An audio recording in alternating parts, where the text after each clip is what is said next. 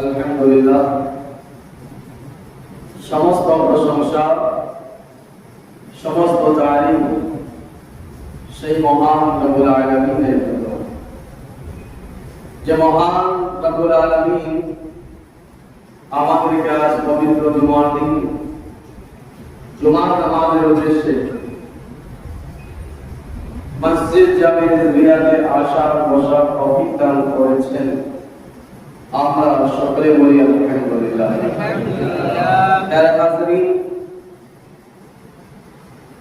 পবিত্র রবিউল আউয়াল মাসে আগমনে গত জুমা ঈদ মিলাদুন নবীর উপরে আমাদের আলোচনা হয়েছে এবং গত জুমাতে পাকনামাজের আমাদের মসজিদেও মিলাদের আয়োজন করা হয়েছিল, তাতেও ঈদ মিলাদুন নবীর উপরে আলোচনা হয়েছে। এই তিনটি আলোচনা থেকেই আমরা অনেক কিছুই বুঝতে পারলাম যে ঈদ মিলাদুন নবী সাল্লাল্লাহু আলাইহি ওয়াসাল্লাম পালন করা এটা স্বয়ং রাসূলুল্লাহ সাল্লাল্লাহু আলাইহি ওয়াসাল্লামের সুন্নাত আছে। তিনি প্রত্যেকটি সোমবার রোজা রেখে বলে দিলেন যে তিনি নিজের জন্মদিনকে স্মরণ করেছেন, ভুলে যাননি। তার হাজরে মিলাদ এর অর্থ হচ্ছে জন্ম, মিলাদুন নবী রাসূলুল্লাহ সাল্লাল্লাহু আলাইহি ওয়াসাল্লামের জন্ম। গত জুমা এর উপরে আলোচনা হয়েছিল যে শুধু মিলাদ পালন করে নিলেই হবে না, মিলাদ তো পালন করতেই হবে, কিন্তু শুধু মিলাদ পালন করে নিলেই হবে না। মিলাদের মাকসাদ, মিলাদের উদ্দেশ্য যেটা রয়েছে সেই উদ্দেশ্যের উপরেও আমাদেরকে আমল করতে হবে। যেভাবে আমরা এই ঈদ মিলাদুন নবীর মাসে মিলাদ উদযাপন করে থাকি, তেমনি ভাবে আমাদেরকে এই মিলাদের উদ্দেশ্য, মিলাদের মাকসাদকেও পালন করতে হবে, সেটা ভুলে যাওয়ার মতো হবে না। কেননা নবী পাক সাল্লাল্লাহু আলাইহি ওয়াসাল্লাম যখন দুনিয়াতে আসলেন তার আশাকেই মিলাদ বলা হয়। তো রাসূলুল্লাহ সাল্লাল্লাহু আলাইহি ওয়াসাল্লামের মিলাদের আগে অর্থাৎ তিনার জন্মের আগে এই পৃথিবীটি সূর্য তো ছিল, এরপরে অন্ধকার, চন্দ্র আলোক দিচ্ছিল, কিন্তু এরপরেও পুরো পৃথিবী অন্ধকার। এমন অন্ধকার যে যুগকে আইয়ামে জাহিলিয়াত বলা হতো। মানুষ লেখাপড়া করত, কিন্তু এরপরেও তারা মূর্খ ছিল, ইনসান ছিল, ইনসানিয়ত ছিল না, সভ্যতা তাদের ভিতরে ছিল না, আদব কায়দা আখলাক মুহাব্বত তাদের ভিতরে ছিল না। রাসূলুল্লাহ সাল্লাল্লাহু আলাইহি ওয়াসাল্লাম মিলাদ যখন হলো, তিনি দুনিয়াতে যখন আগমন করলেন, আল্লাহ রাব্বুল আলামিন এই মিলাদের মাকসাদ রেখে দিলেন যে ইনসানকে ইনসানিয়ত শিক্ষা দেওয়া, মানুষকে সভ্যতা শিক্ষা দেওয়া, মানুষের আখলাক, তার চরিত্র, মুহাব্বত, ভালোবাসা কিভাবে করতে হবে, কিভাবে নিজের জীবন যাপন করতে হবে, এই সমস্ত কিছু শিক্ষা রাসূল আরবি সাল্লাল্লাহু আলাইহি ওয়াসাল্লামের মিলাদের পরে আমাদেরকে শিক্ষা দিলেন। তাই প্যারে হাজরিন, শুধু মিলাদ মেনে নিয়ে হবে না। মিলাদের মাকসাদ কি ছিল, আমাদের নবী দুনিয়াতে কেন এসেছেন, আল্লাহ তিনাকে এই পৃথিবীতে কেন পাঠিয়েছেন, এই মিলাদের মাকসাদের উপরে আমাদেরকে আলোচনা করতে হবে, তার উপরে আমাদেরকে আমল করতে হবে। প্যারে হাজরিন, মিলাদের সবচেয়ে বড় মাকসাদ এটাই হচ্ছে যে আগে মানুষ পরস্পরে কোথায় কোথায় যুদ্ধ করত, বদলা নেওয়ার চিন্তা করত, মানুষের আখলাক, মানুষের চরিত্র একেবারে নিম্ন স্তরে চলে গিয়েছিল। পশু প্রাণীর চেয়েও খারাপ মানুষের অভ্যাস হয়ে গিয়েছিল। নবী পাক সাল্লাল্লাহু আলাইহি ওয়াসাল্লাম এই দুনিয়াতে এসে দেখিয়ে দিলেন যে মানুষ যদি হতে চাও তবে নিজের আখলাককে, নিজের চরিত্রকে ঠিক করে নাও। যারা তোমার থেকে বড় আছে তাদেরকে আদর করো, যারা তোমার থেকে ছোট আছে তাদেরকে স্নেহ করো, মহব্বত করো। কেউ যদি তোমার সঙ্গে দুশমনি করে তুমি তার সঙ্গে ভালোবাসা দাও, তুমি তাকে ভালোবাসা দাও। এটাই রাসূলুল্লাহ সাল্লাল্লাহু আলাইহি ওয়াসাল্লাম মিলাদের উদ্দেশ্য। আর আমাদের চরিত্র কিন্তু আলাদা। মিলাদের খাতিরে আমরা পুরো যুদ্ধ করে নিব। কেউ যদি মিলাদ অস্বীকার করে গানায় অনেক কিছু বলে দিব, কিন্তু নবী করিম সাল্লাল্লাহু আলাইহি ওয়াসাল্লাম মিলাদের মাকসাদ কি ছিল, কি নিয়ে তিনি দুনিয়াতে এসেছেন, বাস রাসূলুল্লাহ দুনিয়াতে আগমন করা নিয়েই আমরা ব্যস্ত হয়ে গিয়েছি। কিন্তু কেন দুনিয়াতে এসেছেন এই মাকসাদটা আমরা ভুলে গিয়েছি। মিলাদের বিরুদ্ধে কেউ কথা বললে আমরা তার মুখ ভাঙা ডান ভাঙা জবাব দিতে রাজি। তাহলে হাজরিন, আমি তো বলি না যে জবাব দেওয়া যাবে না, ঠিক আছে দিন, কিন্তু রাসূলুল্লাহ সাল্লাল্লাহু আলাইহি ওয়াসাল্লাম যে দুনিয়াতে এসেছেন, তার মিলাদ হয়েছে, তার পিছনে তো কিছু রহস্য আছে, তার পিছনে তো কোনো উদ্দেশ্য আছে। উদ্দেশ্য কি ছিল? উদ্দেশ্য এটাই ছিল ইনসানকে ইনসানিয়ত বানিয়ে দেওয়া, ইনসানের ভিতরে ইনসানিয়ত দিয়ে দেওয়া, ইনসানের ভিতরে মহব্বত করে তোলা। কিন্তু আজ আমরা শুধু মিলাদ নিয়ে ব্যস্ত হয়ে গেলাম, আর ওই মাকসাদকে আমরা অবশ্যই ভুলে গিয়েছি। তাহলে হাজরিন, আজ যদি আমরা নিজ চরিত্রকে দেখি, আজ আমরা নিজ কিরদার দেখি, তবে দেখা যাবে আজ আমরা নিজ জাতের জন্য অর্থাৎ নিজের জন্য সবকিছু করতে রাজি। কেউ আপনাকে গালি দিলে আমি মারামারি করতে রাজি, কেউ আপনাকে হাত দিয়ে মেরে দিল আপনি লাঠি উঠাইতে রাজি, কেউ লাঠি উঠালে আপনি ইট দিয়ে মারতে রাজি, কেউ ইট দিয়ে মেরে ফেললে আপনাকে আপনি পাথর দিয়ে তাকে মারবেন, কেউ পাথর দিয়ে মারলে আপনি তাকে রড দিয়ে মারবেন, কেউ রড দিয়ে মারলে আপনি তাকে তরবারি দিয়ে মারতে রাজি, কেউ তরবারি দিয়ে মারলে আমরা বন্দুক দিয়ে মারতে রাজি হয়ে গিয়েছি। তার থেকে বড়, তার থেকে বড়, তার থেকে জোরদার, তার থেকে বেশি। কিন্তু নবী সাল্লাল্লাহু আলাইহি ওয়াসাল্লাম এই দুনিয়াতে আগমনের উদ্দেশ্য এটা ছিল না কেউ যদি তোমাকে প্রহার করে, কেউ যদি তোমাকে গালি দেয়, তুমি তার বিরুদ্ধে গিয়ে লড়াই করো। বরঞ্চ রাসূলুল্লাহ সাল্লাল্লাহু আলাইহি ওয়াসাল্লাম বলেন, যদি তোমার বিরুদ্ধে কেউ যদি তোমাকে কষ্ট দেয়, তুমি তাকে ক্ষমা করে দাও, তুমি ক্ষমা করে দাও। আর 10 বছর আগে কে আমাকে গালি দিয়েছে সব ভুলে গিয়েছে, সব ঠিক, কিন্তু একদিন সে বান্দা যদি আমার কাছে এসে কোনো মুসিবতে সাহায্য চায়, তো বাস আমি ওই দিনকে স্মরণ করে সব ভুলতে ওই দিন যত গালি পাওয়ার কথা একদিন গালি দিয়েছিল 10 বছর আগে, আর আজ 10 বছর পরে সে যদি কোনো কাজের জন্য আমার কাছে এসেছে, আমরা ওই দিনকে স্মরণ করে দিয়ে তার সাহায্য আমরা করি না। ভুলে গেছো যেদিন তুমি আমাকে গালি দিয়েছে, আর আজ আসছো দেখছো মুসিবতে পড়েছো না, কিন্তু না, রাসূলুল্লাহ সাল্লাল্লাহু আলাইহি ওয়াসাল্লাম এটা শিক্ষা না।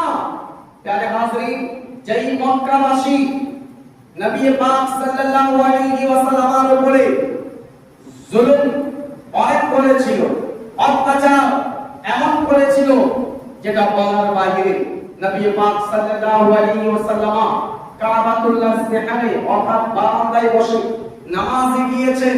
আবু জাহল, আবু লাহাব, উতবা, শাইবার মতো বড় বড় কাফের মুনাফিকরা তারা কি করলো? রাসূলুল্লাহ সাল্লাল্লাহু আলাইহি ওয়াসাল্লামের পিঠের উপরে উটের ভুঁড়িয়ে দিয়ে রেখে দিত, ময়লা আবর্জনা রেখে দিত।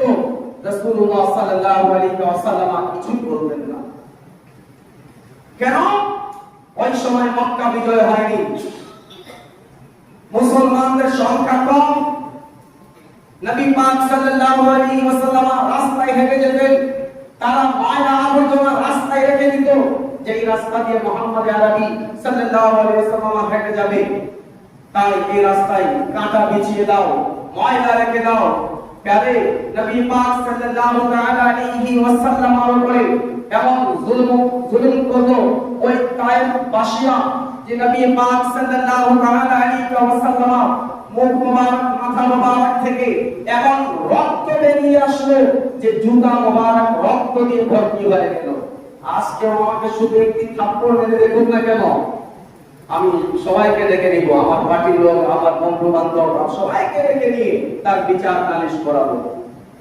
তো আমার কি হাইসিয়ত, আমার কি যোগ্যতা? রাসূলুল্লাহ সাল্লাল্লাহু কেউ হতে পারে না। বাদাল খোদা বুজুর্গ তুই ইসলাম মুক্তাসাব, আল্লাহর পরে সমস্ত বান্দাদের মধ্যে যে স্থান আছে সেই স্থানটি হচ্ছে মুহাম্মদ আরবি সাল্লাল্লাহু আলাইহি ওয়াসাল্লাম। এমন সত্তা এবং রাত ওই তায়েফবাসীরা যখন রাসূল আরবি সাল্লাল্লাহু আলাইহি ওয়াসাল্লামকে কষ্ট দিল, পাথর নিক্ষেপ করলো, মাথা থেকে রক্ত বেরিয়ে গিয়ে জুতা মোবারকের মধ্যে সমস্ত রক্তগুলো জমা হয়ে গেল। নবী পাক সাল্লাল্লাহু আলাইহি ওয়াসাল্লাম এমন ক্লান্ত যে তিনি একটি গাছের ছায়ায় গিয়ে বসে পড়লেন। এমন সময় হযরতে জিবরিল আমিন আলাইহিস সালাতু ওয়াত তাসলিম তিনি তাশরীফ নিয়ে আসলেন। আমরা থাকলে কি করতাম? আর যদি আমার ক্ষমতা আছে আমি বলবো তুমি করে দেখেছো না, এরপর দেখো আমি কি করাচ্ছি। তুমি কি ভুল তুমি করেছো, তোমার চোদ্দ গোষ্ঠী এর ভুলের ভার জানা দিবে। আর আমাদের অবস্থা এটা, এরপরে আমি তো পাক্কা মুসলমান, এরপরে আমি তো জান্নাতি, এরপরে আমি হাজী, এরপরে আমি পাক্কা নামাজি, এরপরে আমি তমক, আমি অমর আছি। কিন্তু নবী পাক সাল্লাল্লাহু আলাইহি ওয়াসাল্লামের জীবন দেখো যে তায়েফবাসীরা এমন কষ্ট দিয়েছে।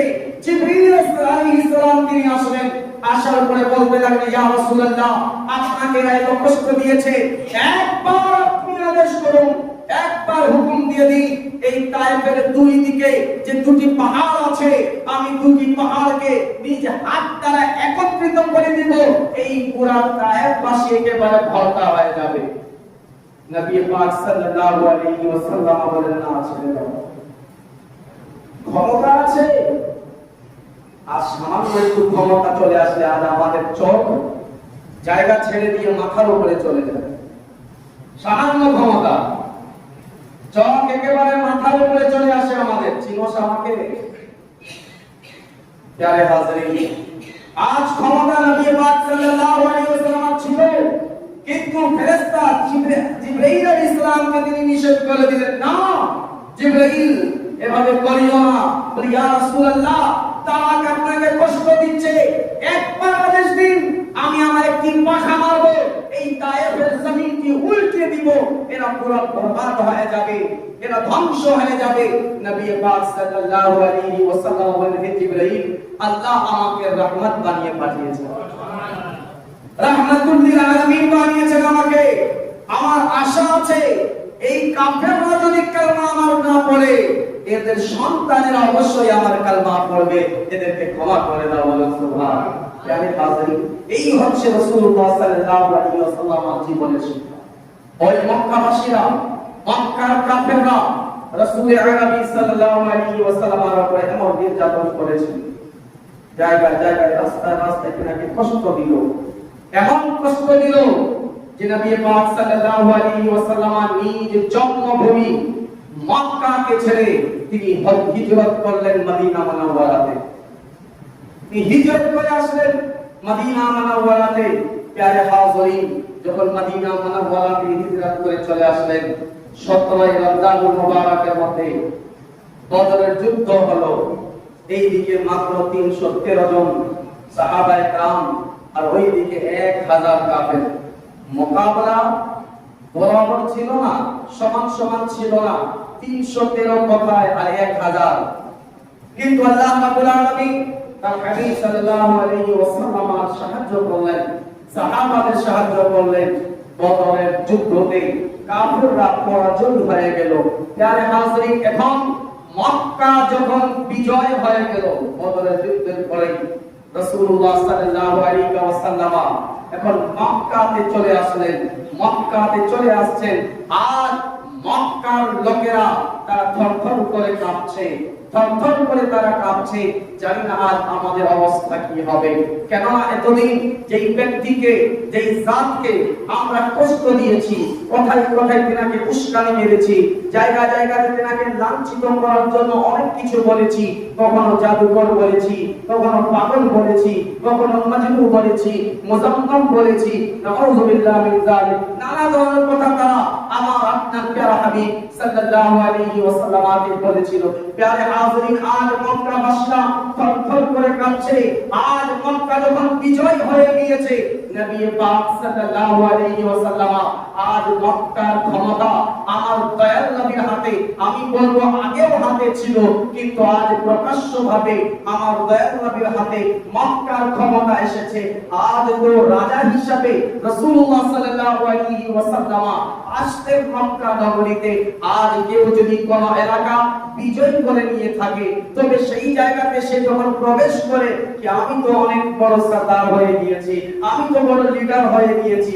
কেউ যদি সাধারণ কোন এলাকার মেম্বার হয়ে যায়, সে মাথা নত করে চলে না, সে কি করে চারদিকে তাকিয়ে চলে, আবু তোমায় মেম্বার হুকুম মুঝে क्या बोलेगा।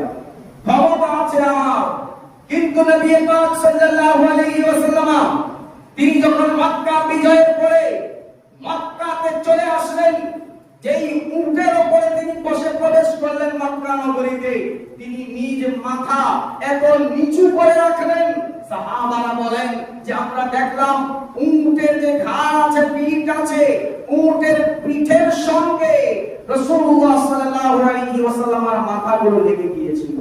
এত নত করে মক্কা নগরীতে প্রবেশ করলেন। প্যারে হাজিরিন, যখন মক্কা বিজয় করার পরে রাসূল পাক সাল্লাল্লাহু আলাইহি ওয়াসাল্লাম হযরত উম্মে হানির বাসায় আসলেন। ওই জায়গায় সামান্য শুকনা রুটি তিনি খাওয়া দাওয়া করলেন। প্যারে হাজিরিন, যিনি মক্কা বিজয় করেছেন তার খাওয়া দাওয়া এইভাবে সামান্য।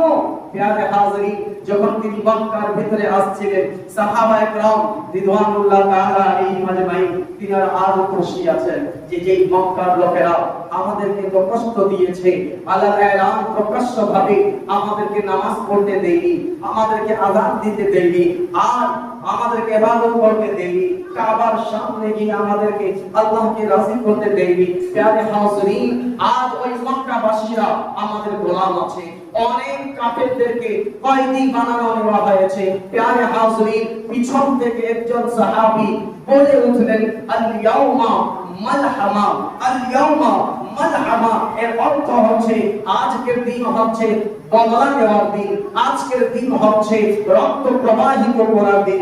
মালহামা, আজকের দিন হচ্ছে রক্ত প্রবাহিত করার দিন, আজকের দিন হচ্ছে বদলা নেওয়ার দিন। অর্থাৎ ওই সাহাবীর উদ্দেশ্য এটা ছিল যে মক্কাবাসীরা এতদিন আমাদের উপরে জুলুম করেছো, আজ তার বদলা নেওয়া হবে, প্রত্যেকটি হিসাবের হিসাব দেওয়া হবে, যা যা আমাদের সঙ্গে অন্যায় করেছো প্রত্যেকটির বদলা নেওয়া হবে।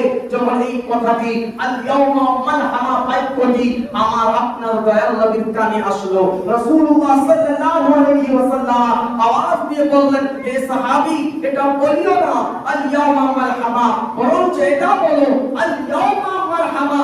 এটা বলিও না আজকের দিন বদলা নেওয়ার দিন, আজকের দিন রক্ত প্রবাহিত করার দিন, বরঞ্চ এটা বলো আল ইয়াউমা মারহামা, আজকের দিনটি হচ্ছে ক্ষমা করার দিন। বলুন সুবহানাল্লাহ।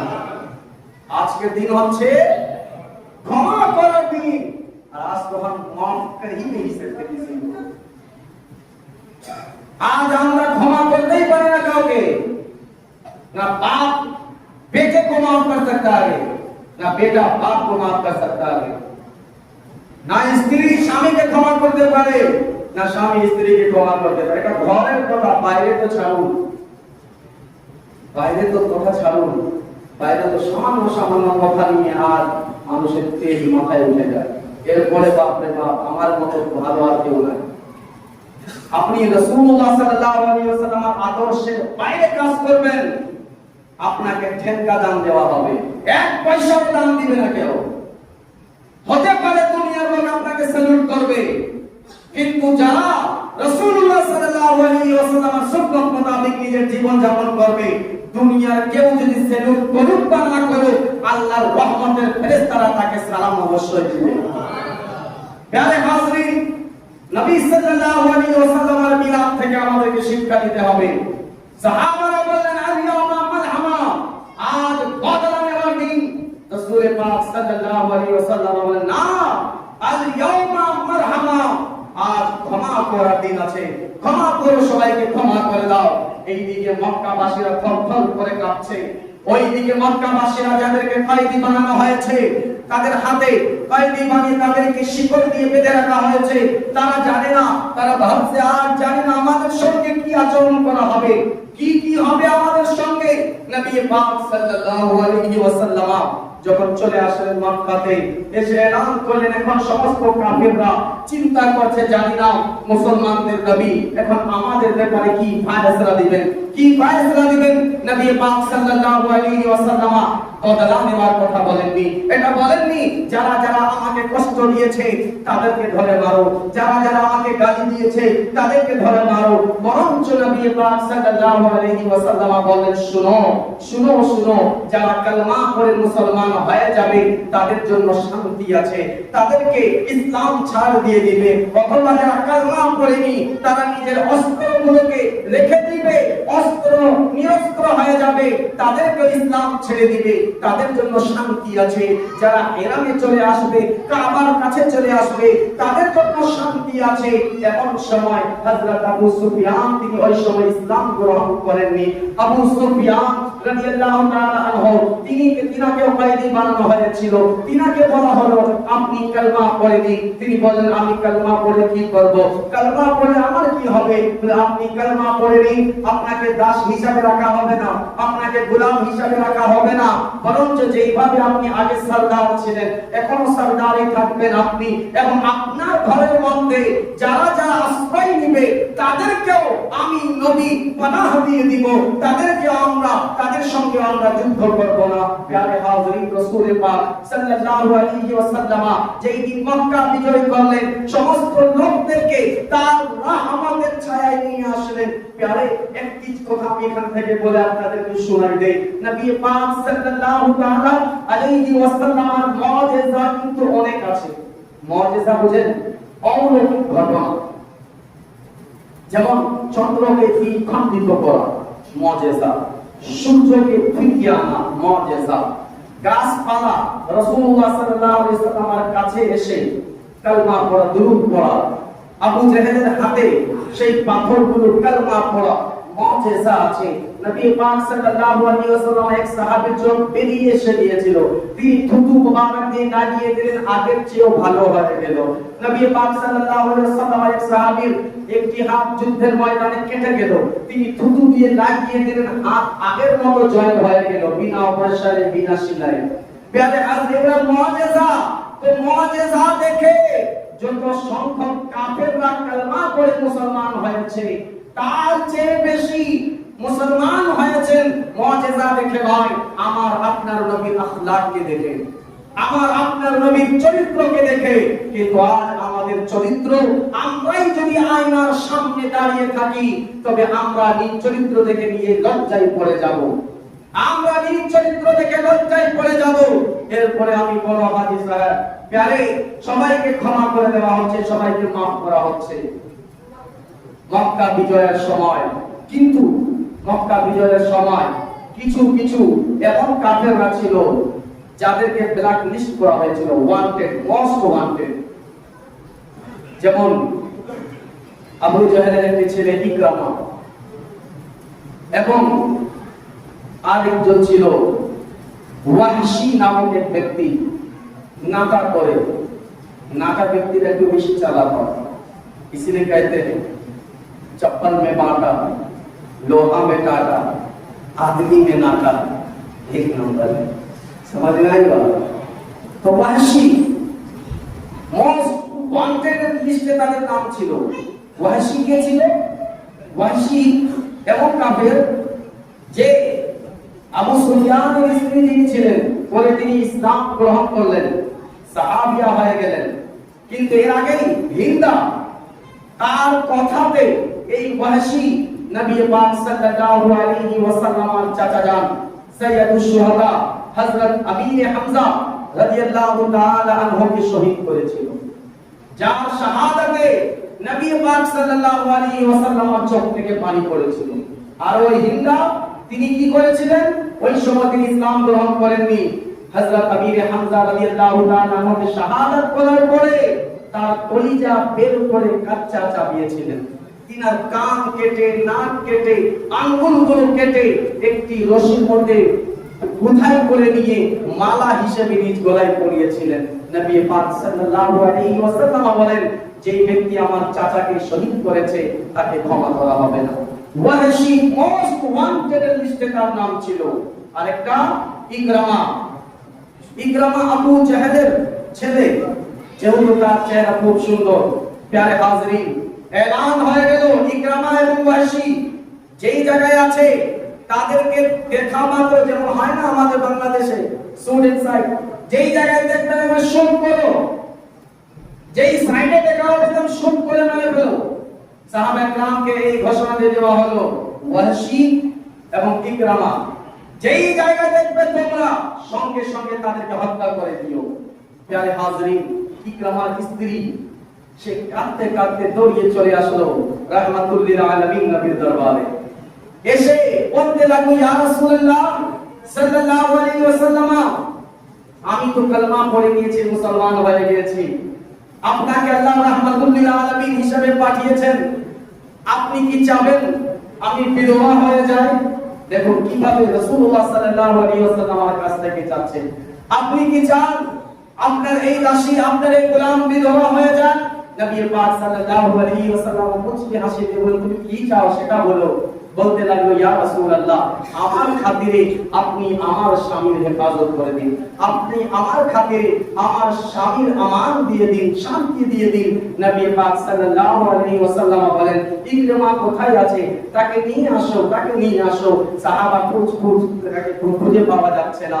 আর এইদিকে ইকরামা চিন্তা করলো যে আমি ওই মুসলমানদের হাত থেকে হত্যা হব, তার চেয়ে ভালো আমি আত্মহত্যা করে নিব। কিন্তু তাদের হাতে পাকড়াও হব না, তাদের হাতে আমি হত্যা হব না, আমি নিজেই আত্মহত্যা করে নিব। যখন এই খবর রাসূল আকরাম সাল্লাল্লাহু আলাইহি ওয়াসাল্লামের কাছে আসলো, নবী পাক সাল্লাল্লাহু আলাইহি ওয়াসাল্লাম বলেন, কোথায় গিয়েছে ইকরামা? নবী পাক সাল্লাল্লাহু আলাইহি ওয়াসাল্লামকে লোকেরা বলল, হুজুর ওই যে বড় একটি কূপ আছে, ওই কূপের ধারে ইকরামা দাঁড়িয়ে আছে, এই মাত্র সে ঝাঁপ দিবে।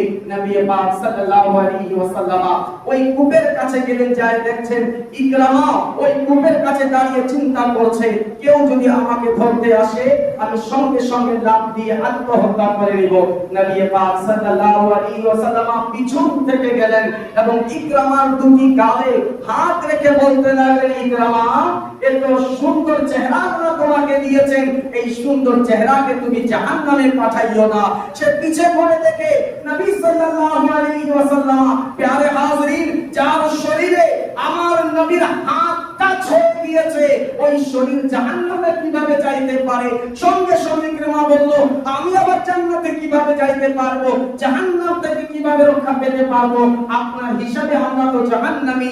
নবী পাক বলেন, ইকরামা তুমি বাস লা ইলাহা ইল্লাল্লাহ মুহাম্মাদুর রাসূলুল্লাহ পড়ে নাও, আমি জামানত দিচ্ছি আমি তোমাকে জান্নাতে নিয়ে যাব। প্যারে হাজরিন, যারা মোস্ট ওয়ান্টেড ছিল কাফের, তাদেরকেও আমার নবী ক্ষমা করে দিচ্ছেন। এখন বাঁচলো কে? ওয়াহশী। ওয়াহশী কাছে যখন খবর গেল যে নবী সাল্লাল্লাহু আলাইহি ওয়াসাল্লাম সুরেন সাইডে খবর দিয়েছেন, যে জায়গায় দেখা মাত্র একেবারে তীর নিক্ষেপ করো, মারো, ধরো, শেষ করে দাও। হাজরত ওয়াহশী কি করতে লাগলো? বলো, আমি অন্যান্য পেয়াদা বা অন্যান্য সৈন্যের হাত থেকে মরার যে ভালো হবে, যিনি সরদার আছেন তার হাত থেকে মরলে সুনাম বেশি হবে। সে কি করলো? বললো, কোন সাহাবী যদি আমাকে দেখে তারা মারবে, আর রাসূলুল্লাহ সাল্লাল্লাহু আলাইহি ওয়াসাল্লাম দরবারে গেলে তিনি যদি আমাকে হত্যা করেন, তিনি যদি আমাকে মেরে ফেলেন, তবে এটা আমার জন্য অনেক বড় ব্যাপার আছে। কোন সরদার আমাকে মেরেছে, কোন সামান্য পেয়াদা আমাকে মারেনি। সে এই চিন্তা করে নাটা ফোটা মানুষ তো বেশি চালাক হয়, নাটা মানুষগুলো, বাইকটা মানুষগুলো খুব চালাক হয়, তাদের থেকে সাবধান থাকবেন। এখন ওই ওয়াহশী কালো কুচকুচে একেবারে নাটা, সে চিন্তা করলো, ওই নাটা আপনি ऊपर मत दे भाई जी, नाटा नाटा बार बार बोल रहे हैं, नाटा का आटा भी होता है। बस मैं समझा रहा हूँ, ये जो बात है वाकई जो है, बताया ना, चप्पल में बाटा, लोहा में काटा, आदमी में नाटा, एक नंबर। यहाँ तारीफ भी हमने किया है, दोनों लोग एक करके फिर गुस्सा मत हो जाना, आजकल लोग गुस्सा बहुत जल्दी हो जाते हैं। प्यारे हाजरीन, ওয়াহশী কি করলো? চিন্তায় দৌড়িয়ে চলে আসলো দরবারে নবী সাল্লাল্লাহু আলাইহি ওয়াসাল্লাম। এসে সে বলতে লাগলো, নবী পাক সাল্লাল্লাহু আলাইহি ওয়াসাল্লাম তার দিকে তাকাচ্ছেন না। কেন না? সে সবচেয়ে বেশি কষ্ট দিয়েছিল আমার নবীকে। নবী সাল্লাল্লাহু আলাইহি ওয়াসাল্লাম চাচা যান হযরত আমির হামজাকে শহীদ করেছিল। কিভাবে শহীদ করেছিল এটাও একটু আগে আপনাদেরকে বলেছি। এমন নির্মমভাবে হত্যা করেছিল, নবী সাল্লাল্লাহু আলাইহি ওয়াসাল্লাম তার চেহারার দিকে তাকাচ্ছেন না। সে এসে বলতে লাগলো, ইয়া রাসূলুল্লাহ, আপনি আমাকে হত্যা করে দিন, আর কেউ করবে না আমাকে হত্যা। নবী সাল্লাল্লাহু আলাইহি ওয়াসাল্লাম কারো জান নিতে আসেননি, তিনি ইনসানকে জান দিতে এসেছেন। বলতে লাগলো, ওয়াইশি, আমি কাউকে হত্যা করব না, তুমি যদি কালেমা পড়ে নাও তুমি আজাদ আছো। কিন্তু যে নাকা মানুষ বেশি ছাড়া, সে বলতে লাগলো, ইয়া রাসূলুল্লাহ, আমি যদি কালেমা পড়ি তবে কি আমি জান্নাতে যাইতে পারবো? আমি তো আপনার চাচাকে হত্যা করেছি আর শুনেছি আপনি অনেক কষ্ট পেয়েছেন, আমি কি জান্নাতে যাইতে পারবো? নবী সাল্লাল্লাহু আলাইহি ওয়াসাল্লাম মাথা নিচু করে আছেন, তার দিকে তাকাচ্ছেন না। বলতে লাগলেন, ভাইসি, তুমি কালেমা পড়ে নাও, আমি বলছি তুমি জান্নাতে চলে যাবে। কিন্তু না, সে আবার বলতে লাগলো, না, আপনি আমাকে গ্যারান্টি দিন, আমি কি জান্নাতে যাব? যদি আমি জান্নাতে যাব তখনই আমি কালেমা পড়বো, নতুবা আমি কালেমা কেন পড়বো? এমনিতে জাহান্নামে যাওয়ারই আছে, এমনিতে আমি জাহান্নামে চলে যাব। নবী সাল্লাল্লাহু আলাইহি ওয়াসাল্লাম একবার একটু চোখ উঠিয়ে ওয়াহশীকে বলতে লাগলেন, প্যারে হাজরিন, এত বড় দুশমন আছে, কিন্তু নবী সাল্লাল্লাহু আলাইহি ওয়াসাল্লামের উদারতা দেখুন কেমন, আর আজ আমরা তার উম্মতি, আমাদের উদারতা কেমন। এত বড় দুশমন এসে বলতে লাগলো, আপনি বলুন আমি কি হাকিকতে জান্নাতে যাব? গ্যারান্টি দিন। নবী সাল্লাল্লাহু আলাইহি ওয়াসাল্লাম মাথা একটু উঁচু করে বলতে লাগলেন, ওয়াহশী, শুনো, কাল কিয়ামতের ময়দানে আমি একটি সাজদা করব, ওই সাজদার কারণে আল্লাহ আমার সমস্ত উম্মতিকে ক্ষমা করে দিবেন। সেই উম্মতিদের মধ্যে যদি তুমি পেয়ে থাকো, আমি একমাত্র ওয়াহশী তোমার জন্য আরেকটি সাজদা করে আল্লাহকে রাজি করি।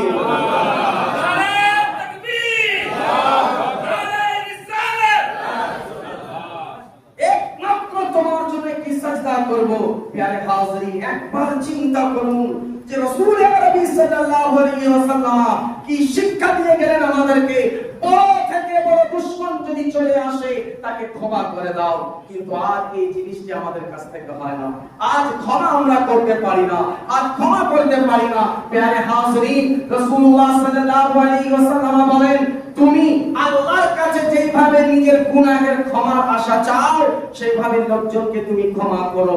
নবী পাক আরেক জায়গায় ইরশাদ করেছেন যে, শোনো, যদি তোমাদের কাছে কোন বান্দা ক্ষমা চাইতে আসে আর তুমি যদি ক্ষমা না করো, তবে কিয়ামতের ময়দানে আমার কাছে শাফাআতের জন্য আসবে না।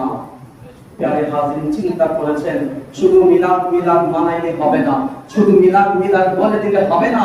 মিলাদের মাকসাদ কি ছিল? কেন নবী দুনিয়াতে আগমন করেছেন? এই ইনসানদেরকে ইনসানিয়ত শিক্ষা দেওয়ার জন্য, আমাদেরকে আখলাক শিক্ষা দেওয়ার জন্য। কিন্তু আর আমরা শুধু মিলাদ মানিয়ে শেষ করে দিলাম, আর আমাদের দিলের ভিতরে সেই নবী সাল্লাল্লাহু আলাইহি ওয়াসাল্লামের আদর্শ সামান্যটুকু যদি না থাকে, তবে প্যারে হাজরিন, আমাদের অবস্থা কি হবে? আর যদি আমাদের কাছে কেউ সাহায্যের জন্য চলে আসে, আমরা তাকে সাহায্য করতে রাজি হয় না, বা কেউ যদি এক জায়গা দিয়ে দিল, তার স্বামী বাইরে দিয়ে দিল, ঘরের ভিতর থেকে আমরা তাকে দিতে রাজি না। এর জন্য दे दिया है ना, फिर क्यों मांग रहे हो? एक मर्तबा दे दिया, फिर दोबारा मांग रहे हो। प्यारे, बनु सुलाइम कबीला থেকে মসজিদে নববীতে এক ব্যক্তি আসলো। আসার পরে রাসূলুল্লাহ সাল্লাল্লাহু আলাইহি ওয়াসাল্লামের দরবারে আরজ করে, ইয়া রাসূলুল্লাহ, আমি কালেমা পড়ে মুসলমান হতে চাই। নবী সাল্লাল্লাহু আলাইহি ওয়াসাল্লাম কালেমা পড়িয়ে দিলেন, মুসলমান বানিয়ে দিলেন। বলেন, এখন বলো তোমার কবিলার ব্যাপারে বলো, তোমার গোত্র কেমন? সে বলতে লাগলো, ইয়া রাসূলুল্লাহ, আমাদের কবিলাতে 3000 লোক আছে। কয়জন? समझ में आ रही मेरी बात? अभी अच्छा से सुनना। 3000 লোক আছে, আর আমাদের কবিলার অবস্থা এমন যে সবাই গরিব, আর ওই সমস্ত লোকের মধ্যে সবচেয়ে বেশি গরিব আমি। যখন নবী সাল্লাল্লাহু আলাইহি ওয়াসাল্লাম এই কথা শুনলেন, সবচেয়ে বেশি গরিব তুমি, তখন কি করলেন?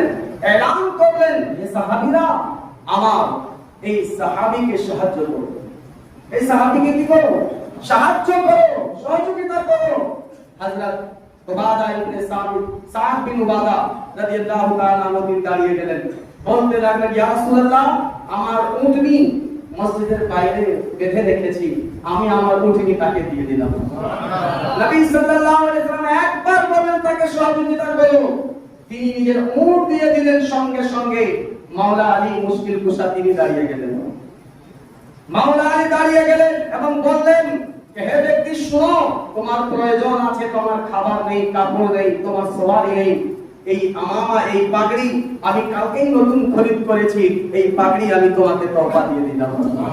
কালকেই নতুন নিয়েছি, আজকে আমি তোমাকে তোহফা দিয়ে দিলাম। নবী সাল্লাল্লাহু আলাইহি ওয়াসাল্লাম হযরত সালমান ফারসি রাদিয়াল্লাহু তাআলা আনহুকে আদেশ দিলেন, হে সালমান যাও বাইরে, এর যেহেতু সওয়ারির ব্যবস্থা হয়ে গিয়েছে, আরোহণের ব্যবস্থা হয়ে গিয়েছে, কাপড়ের ব্যবস্থা হয়ে গিয়েছে, এখন থাকলো খাবারের ব্যবস্থা, যাও বাইরে দেখো কারো বাসা থেকে খাবারের ব্যবস্থা যদি হয়ে যায়। হযরত সালমান ফারসি চলে গেলেন মসজিদে নববীর বাইরে। মসজিদে নববীর বাইরে আসতেই তার প্রথম নজর পড়ে গেল এমন ঘরের উপরে, যে ঘরের মালিক ছিলেন মাওলা আলী মুশকিল কুশা। ওই ঘরে ছিলেন সাইয়্যিদা থেকে এক ব্যক্তি এসেছে, যিনি খুব ক্ষুধার্ত আছেন, কাপড় নেই, তার সওয়ারি নেই। তো সওয়ারি তো দিয়ে দিয়েছেন হযরত সাদ বিন ওয়াকাস, তিনি তো দিয়ে দিয়েছেন, ওনাকে সওয়ারি দিয়ে দিয়েছেন উটনি। এবং আপনার স্বামী মাওলা আলী মুশকিল কুশা শেরে খোদা তাকে কাপড় দিয়ে দিলেন, নতুন পাগড়ি যে ছিল সেটা দিয়ে দিলেন। বলে এখন আমার কাছে কি চাও, কি কাজ আছে বলো, আমি কি করতে পারি। সাইয়্যিদা ফাতেমাতুজ জাহরা তিনি যখন বললেন, হযরত সালমান ফারসি বলতে লাগলেন, যদি কোনো খাবার ব্যবস্থা হয়ে যেত অনেক ভালো হতো, আপনার ঘরে কি আছে খাবার জন্য বলুন তো। সাইয়্যিদা ফাতেমা এই কথা তো বলতে পারতেন, ঠিক আছে जब खत्म कर देंगे ना तकरीर, फिर बुला लेंगे सबको इंशाल्लाह, खत्म कर देंगे उसके बाद बुला लेंगे।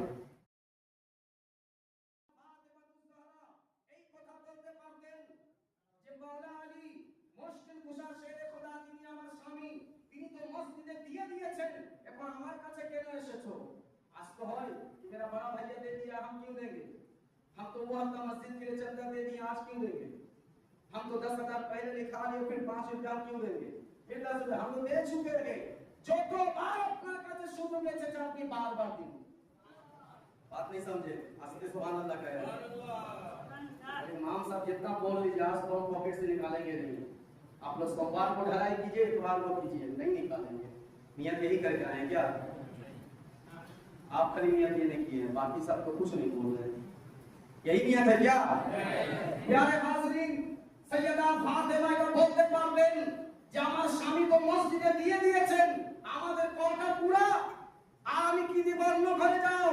কিন্তু না, তিনি শিক্ষা দিলেন যে রাসূল আরবি সাল্লাল্লাহু আলাইহি ওয়াসাল্লামের তারবিয়ত, তার শিক্ষা এমন না স্বামী ভিতরে দিয়েছে, মসজিদে দিয়েছে, ঘর থেকে আমি তার স্ত্রী আমি দিব। আলহামদুলিল্লাহ আমাদের এলাকা থেকে অনেক মা বোন আছেন, স্বামীরা ভাইরা তারা মসজিদে দিয়ে থাকেন, তিনারা নিজ নিজ ঘর থেকে অবশ্যই টাকাগুলো মসজিদে জন্য পাঠিয়ে দিচ্ছেন। সাইয়্যিদা ফাতেমাকে সালমান ফারসি বলতে লাগলেন, হে ফাতেমা রাদিয়াল্লাহু তাআলা আনহা, আপনার ঘরে খাবার কি আছে? সাইয়্যিদা ফাতেমা কি বললেন কি জানো, 3 দিন হয়ে গিয়েছে আমার হাসান ও হোসেন রুটি খাননি, কিন্তু আমার আল্লাহ আমাকে অনেক দিয়েছে, শুকরিয়া করি। সুবহানাল্লাহ। কয় দিন হয়েছে? 3 दिन। और आज हमारे घर पे फ्रीज में खाना बंद है, कल का भी तरकारी है, आज की भी तरकारी है। कुर्बानी में जो गाय ज़बह किया था, अभी भी फ्रिज खोलो तो महक वाली वो गोश्त आपको नजर आ जाएंगे। फिर भी क्या हाल है? अच्छा नहीं चल रहा, गंदा मंदा चल रहा है, बहुत परेशानी, ऐसा है वैसा है। এখানে কি 3 দিন হয়ে গিয়েছে হাসান হোসেন রুটি খাননি, কিন্তু আল্লাহ আমাকে অনেক দিয়েছে, তুমি টেনশন করিও না। জানি না ওই ব্যক্তি কতদিন থেকে না খেয়ে আছে, নিজের চিন্তা করেননি, আল্লাহর মাখলুকের চিন্তা করছেন। তিনি একটি বেডশিট ছিল, মোটা কম্বল ছিল, যেটা নিচে বিছানো হয়। সাইয়্যিদা ফাতেমা বলেন, এক কাজ করো, এই বেডশিটটি নিয়ে যাও, নিয়ে গিয়ে ওই শামউন নামক এক ইহুদি আছে, ওই গলিতে সে থাকে, সে এই জিনিসগুলো নিয়ে কি করে থাকে, কিছুদিন রেখে সে জিনিসপত্র দিয়ে থাকে, আবার তার টাকা পরিশোধ করে দিয়ে ওই জিনিসটি নেওয়া যায়। অথবা এই জিনিসটি দিয়ে সে কিছু গম বা জব দিতে চায় বা কিছু খাবার দিতে চায়, এই জিনিসটি তার কাছে বিক্রি করে নিয়ে যদি খাবার নিয়ে আমার কাছে আসো, জানি না ওই বেচারা কতদিন থেকে না খেয়ে আছে। প্যারে হাজরিন, হযরত সালমান ফারসি যখন ওই বেডশিটটি, মোটা কম্বলটি ওই শামউন নামক ইহুদির কাছে নিয়ে গেল, সেই শামউন ইহুদি ওই কম্বল নিয়ে দেখতে লাগলো, এত সুন্দর, এত দামি এবং সুগন্ধিময় কম্বল। বলে, সালমান কোথায় থেকে নিয়ে এসেছো? এটা কার বেডশিট আছে? সে বলতে লাগলো, তুমি জানো না এই বেডশিটটি হচ্ছে নবী সাল্লাল্লাহু আলাইহি ওয়াসাল্লামের নয়নের মণি সাইয়্যিদা ফাতেমাতুজ জাহরা। বলেন সুবহানাল্লাহ।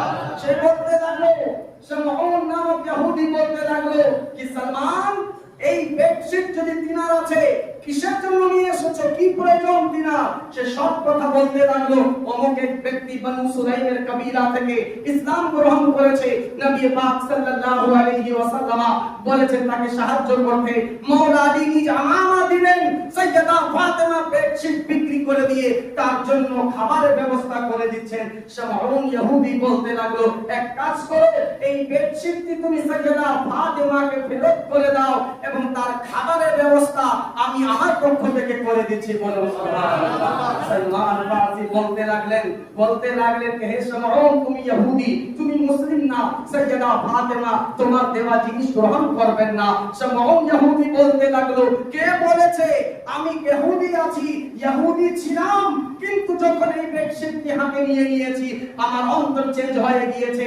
আমি আমাদের কিতাবে পড়েছিলাম যে আখরি নবী যিনি হবেন তিনি তো রহমতে হবেন, তিনি রাহমাতুল লিল আলামিন হবেন, কিন্তু তার কারাবাত যারা হবেন, তার ঘরের লোক হবেন, এমন হবেন নিজে না খেয়ে থেকে অন্যের মুখে খাবার দিয়ে দিবেন।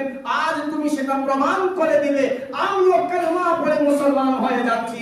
তুমি কালেমা পড়ে মুসলমান হয়ে বললেন এখন আমি ইহুদি না, একজন মুসলিম তিনাকে এই জিনিসটি তহফা দিচ্ছে। বলুন সুবহানাল্লাহ। হাজিরিন, আমাদেরকে বুঝতে হবে जो अगला हफ्ता हम मस्जिद में दे चुके हैं, ये हफ्ता नहीं देना, ऐसी बात नहीं।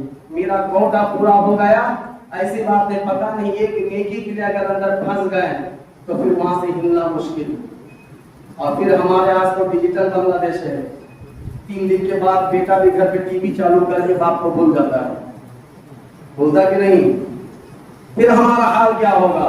তাই প্যারে হাজিরিন, এই সপ্তাহে আমাদের সভাপতি স্যার ডেট দিবেন কোন দিন আমাদের নিচে খেলায় হবে, মাঝিয়া খেলায় হবে। কিন্তু এই সপ্তাহে ইনশাআল্লাহ তাবারাক ওয়া তাআলা আমাদের নিচে যে আছে মাঝিয়া সেটা খেলায় হবে।